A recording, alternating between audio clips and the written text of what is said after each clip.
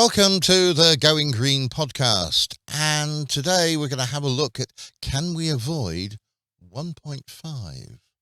It's been in the press this week about sort of how well we're doing with our global warming, and can we basically keep up with this target of limiting global warming to 1.5 degrees. And it looks like not.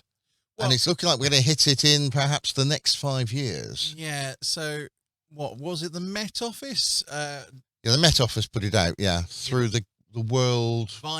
It was a done report by the World Meteorological Office or Society, whatever, done by the Met Office. And basically they say...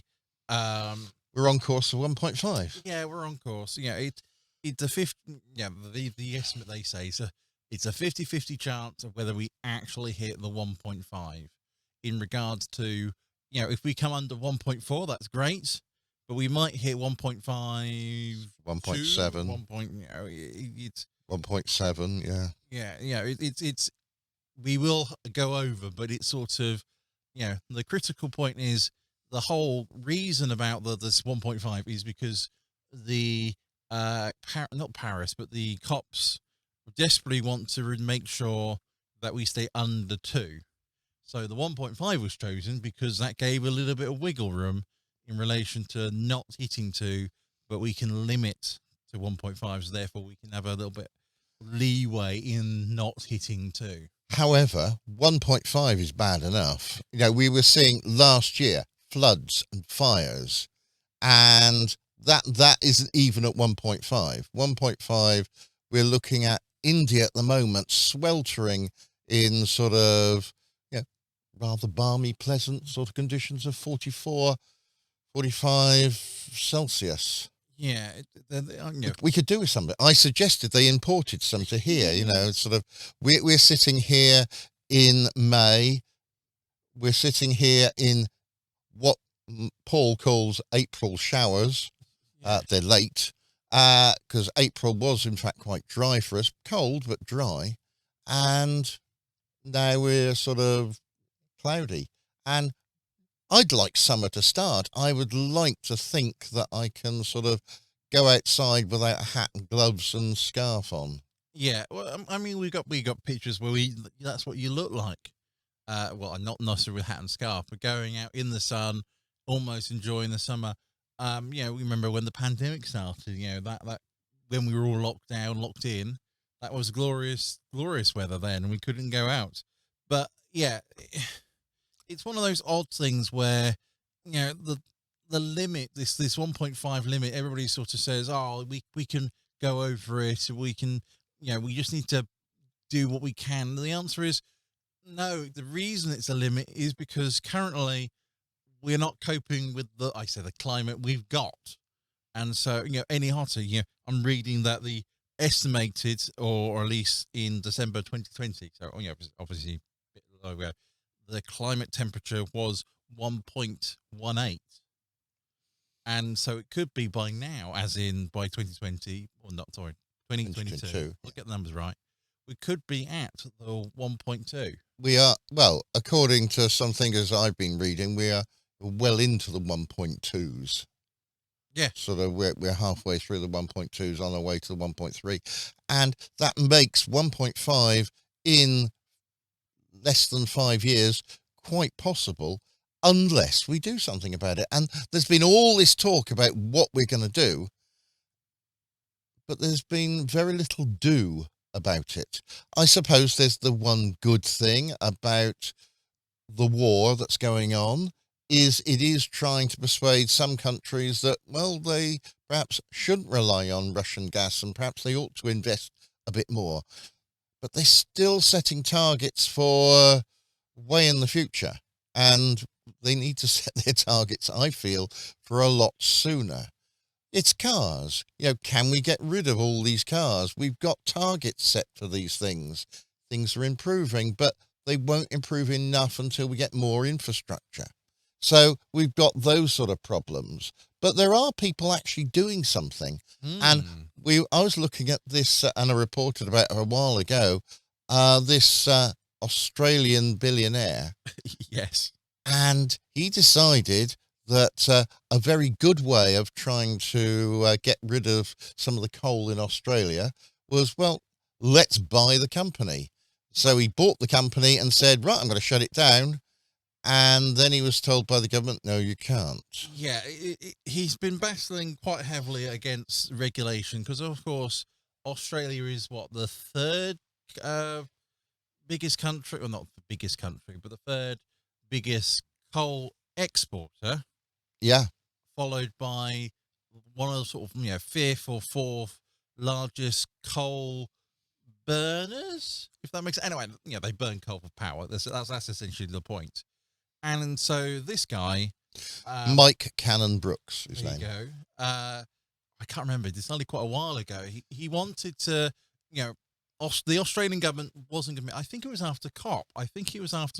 Yeah, it was. He basically said, well, Australia didn't sign up for the coal ban or the coal reduction. They fought heavily against it. Well, he was going to do something about it, and basically, he could sort of work on regulation, or he decided, well, I'm a billionaire.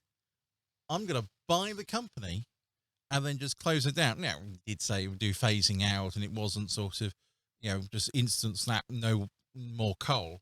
But it went through, so, applied to buy it, and that was denied by the Australian government because, of course, the mining company was, of course, one of these, the government had stakes in it, and it was sort of one of these.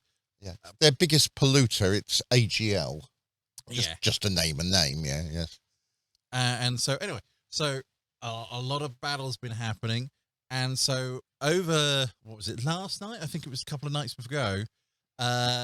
He decided he managed to buy up the remaining shares. He bought up the voting shares of this coal mine, and suddenly he's now become the owner / he's the majority shareholder of this coal mine. So he now has technically the right as a shareholder to do all these things, to basically become CEO and then to start doing these plans, which isn't which is not what the Australian government wants, but it's actually someone's trying to do something about reducing the amount of coal, because he's now forcing the Australian government to go, you're not going to have any coal soon. What are you going to do about it? It's suddenly that challenge to not the status quo, but almost to the point where he's forcing a hand. He's making people do things, which unfortunately it might seem tough and hard, but we've got to do those things. We've got to make the tough choices. The tough choices have to be made, and if people aren't willing to make it, well, then perhaps they should be made for them. This company has the very unambitious target of 2045 for sort of ending their exporting burning of coal. And basically we've got to get a move on. Australia suffered horrendous fires. It's also suffered horrendous floods as well. Yes. And they don't seem to have put two and two together, that perhaps one is causing the other.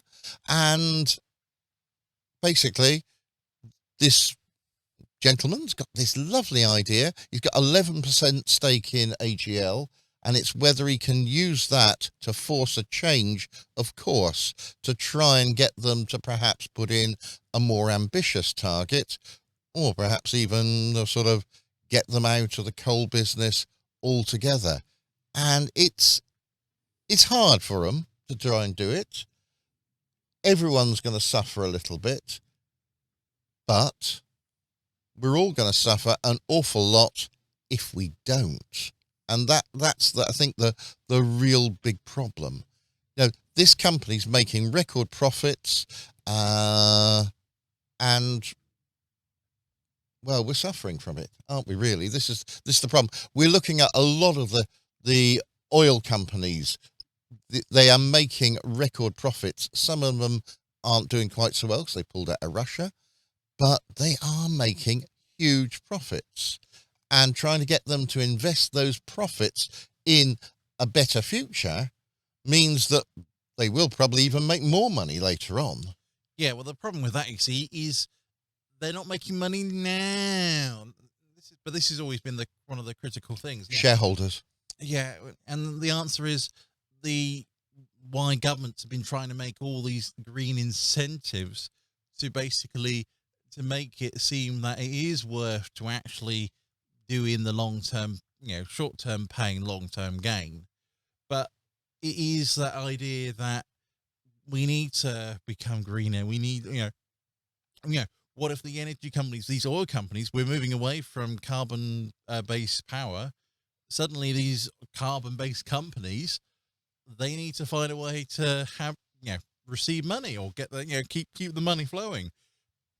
And so that's why they're having to diverse. It's sort of one of those odd things that they want to still be making money. Therefore, they've actually got to change how they make their money. But it's not just Australia. We're having a little pick on Australia, but exactly the same thing's happening in Alberta, Canada. They've got huge tar sands there. And basically, what they're trying to do is now, use them a lot because people desperately need oil, because they're not trying to get all the oil from Russia. They're trying to diversify, get it from the non-warmongering countries.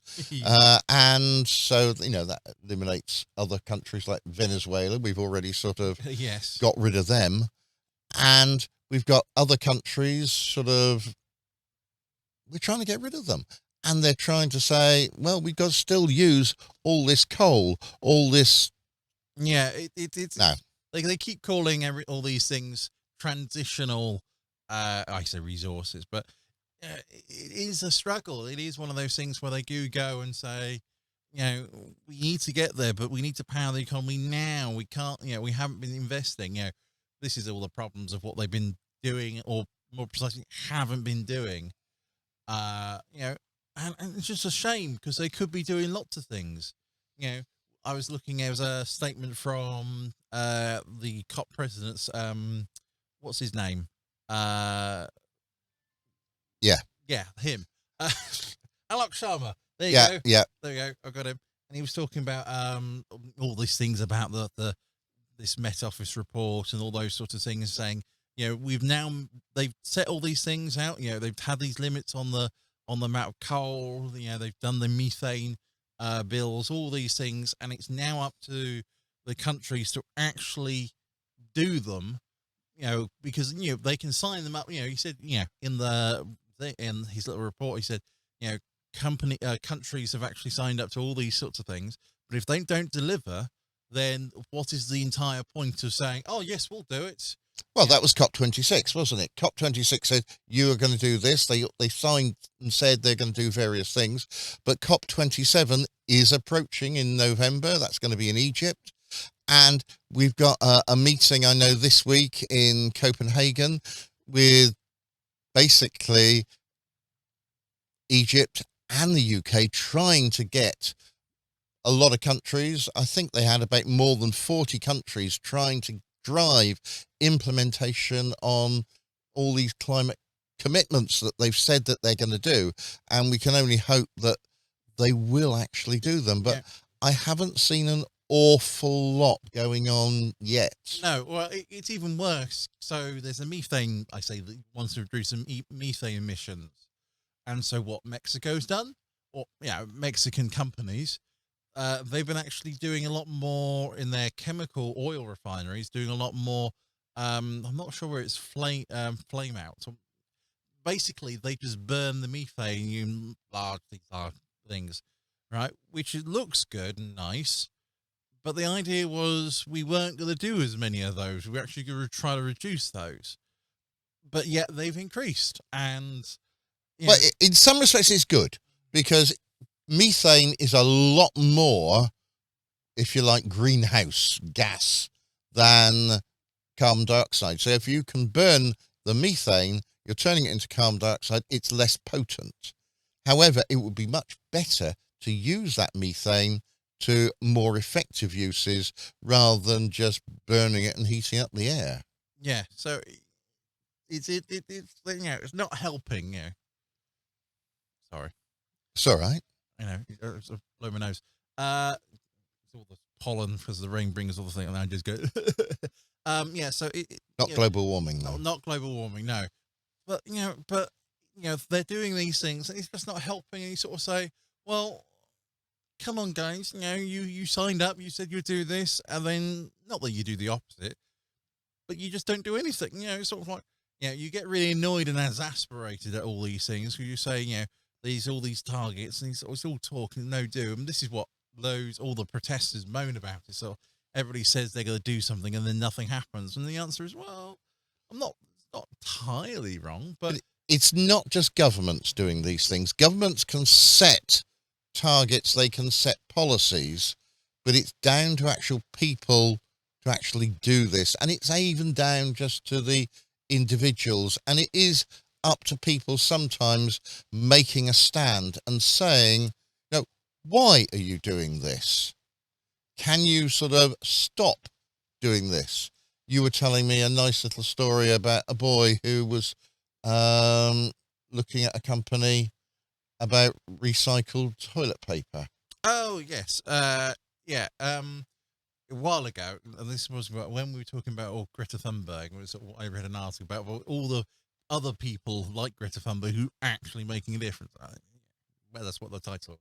Anyway, so I read this guy, and he was moaning that he works in a government building. I'm not quite sure where or what. It doesn't matter. Doesn't matter, doesn't it? And he was saying that the government building was buying, I wouldn't say premium toilet paper. That's the wrong way to describe it. But they were basically just buying, the box standard toilet paper. Very exciting. And he said he wrote a letter to the director of finance, the person in charge of the building as opposed to the government office, and said, would it be worth saying that you spend, I don't know, £1 million on toilet paper? Did you know that the recycled toilet paper is firstly more environmentally friendly and green, and secondly, it's cheaper, as in you can save the MAP toilet paper by half, because it was just so, and it's using recycled, and it's all those and beneficial that way. Anyway, and he, got a letter back or a message back and saying, I hadn't realised that, and so I think there was something daft, like suddenly all government buildings or government institutes, their building management, all suddenly changed to this recycled toilet paper because it was cheaper. They were saving money, but then they could actually say, right, we've swapped to recycled toilet paper. Look at us, we're now being more greener. Woo! Anyway, so this guy sort of was a part of this, and basically he's been brought on by a ministry or part of the government as a government inside an office called government for change. Trying to change how things operate, and it's not sort of changing critical policies. It's reviewing like silly things like products they use. Are they using recycled soap? Are they using? It's all those. It's little things, isn't it? Things which he's now looking at, and he's now, that's his main job, is to go through a government building and saying, right, you're only use your pencils. You've got to use these pencils because they're better, or you're buying new pencils, but you're not using all of them, so you're going to have to stop buying new pencils. You've got to use your pencils to the last nib. Yeah, like I do, yeah. But we've got this chant going around at the moment, keep 1.5 alive. The sort of the rally call trying to do this. But it's frightening. If we're going to try and keep that idea alive by 2030, we've got to cut down the amount of carbon dioxide emissions by a whopping 45%. I know, it's a lot. Yeah. And it isn't doing it in 2030, it's doing it before 2030, so that by 2030 we've cut it down to that much. And only by doing an awful lot of that can we keep this idea of 1.5 degrees still alive. And you've got a lot of people thinking, yeah, well, at the moment we've got problems in Russia. Let's go and do a bit more coal because we haven't got time to get all this other stuff going. We've got to invest, and we've got to invest big, and we've got to make changes, and we've got to get people making changes. And those changes do start, unfortunately, with you as well, because I think it's to get this working, everyone's got to try and do it. Basically, I think 1.5 goal is really unrealistic. We've got to probably accept we're aiming for 1.5, but 2 is the magic number, and we've got to keep that down. But if we slip on 1.5, then it's very likely we're going to slip on 2.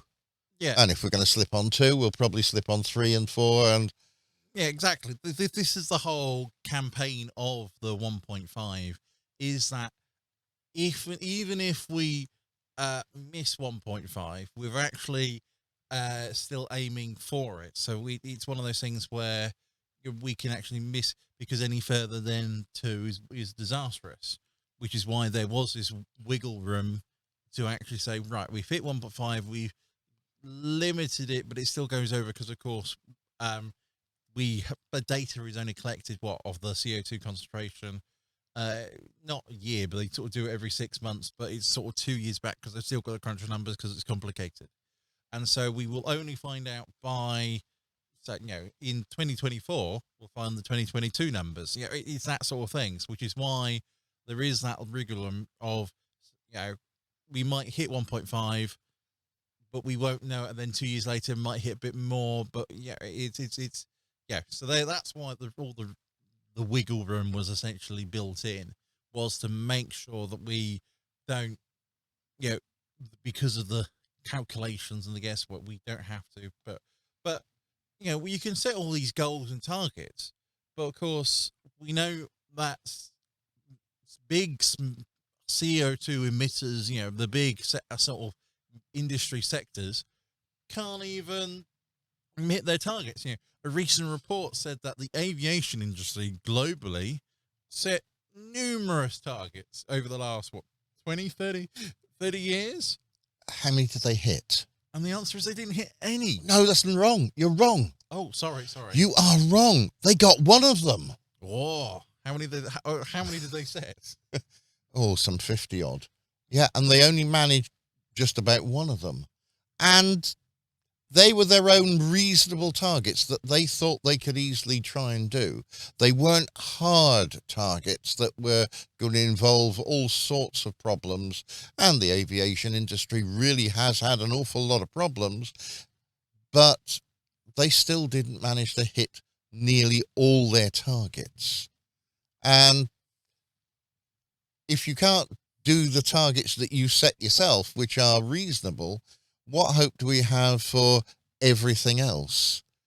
So we've got this problem of 1.5, but the 1.5 is still unreasonable, really.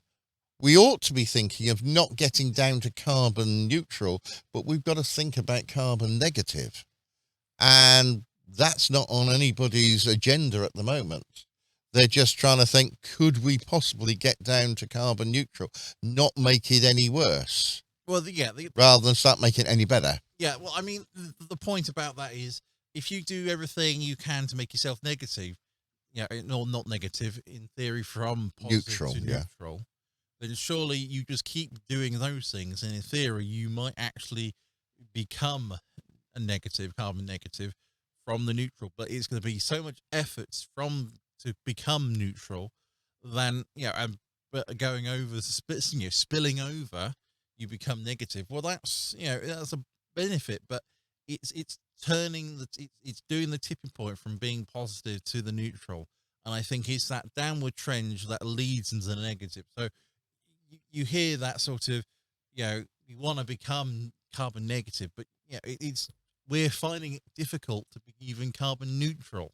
So, And it's still difficult to see, isn't it? We see weather. We don't see so much climate. We see the weather, and I look outside and it's raining and it's miserable, and oh, we're nowhere near exceeding sort of 1.5. it's But not warm here. but it is gradually stepping up, and I'm different, I suppose, than most people. That I've kept records of my solar for the last 10, 11 years, and I can see what the temperatures are and the amount of sunshine, and I can compare them. I can see that things are going up, and I can see them on my data, and that's just 10 years worth of data, and I can see it on mine, and that's sort of, well, it's not good that if I can do it, why can't anybody else see it and then decide, oh, well, let's do something about it. Yeah, I saw it. I've done something about it. I've done what I can. I put solar panels on the roof. I've put solar hot water. Works even better than the solar panels. I want to do more, but I'm limited on various government policies. How about putting a sort of a wind turbine on my roof? We're not allowed to. No, yeah, and this is the whole point where we need to make big thinking. Big thinking needs to happen, but also big decisions need to happen. You can't just say, "Oh, that's a big grand idea." No, you actually need to say, "Right, not only is it a grand idea, but we're going to do this grand idea and have some drive, and we're actually going to do it," as opposed to just coming up with all these fairy tale stories. It's an issue. Well, yeah, because the Paris Agreement came up with this 1.5. That's 6.5 years ago, and we're still seeing forecasts exceeding the 1.5 global warming. You wonder, what happened? Did they actually achieve anything? Did they actually do anything? And we see some changes, but I don't think we're seeing enough changes, and enough changes fast enough. Yeah, And I think this is the basic problem that we're actually facing. So we've got these meetings coming up, and we can only hope that this meeting in Copenhagen might actually sort of drive some of these sort of climate things, activations going a little bit more. And let's hope that things can change. But it's only going to change if people want it, but all the government wants it. And it's the government wanting it to doing it, and the governments will only want it if they're basically their people make them, because they don't want to do it. Yeah, because it's going to cost money. This is the whole crux of the whole thing, is the fact that it will cost money. But as I said, short-term pains for long-term gains. But it's sort of, but do you worry about those things when we're already going through all these other problems? We're having problems with the Ukrainian Russian war. Of all the sort of oil bans and all the oil imports and all those sorts of things. You wait till the food problem. Well, that's coming, although not quite the way you think it will. Yeah. So we'll have to see. We're seeing, world inflation basically going up. This country is suffering from inflation, but we're not the only one. Everyone's got this same basic problem. And that means that things are going to cost more. So instead of saying it's going to cost us X to do these big changes, it's now going to cost us X plus. And can we afford it? Yeah, that's what I don't want to hear how much more pluses there are. Yeah. You've been listening to the Going Green podcast, looking at this idea of, can we avoid 1.5? Can we keep 1.5 alive? I sincerely hope that we can. Until next week, when we do our next podcast, it's goodbye from me. And a goodbye from me. Bye-bye.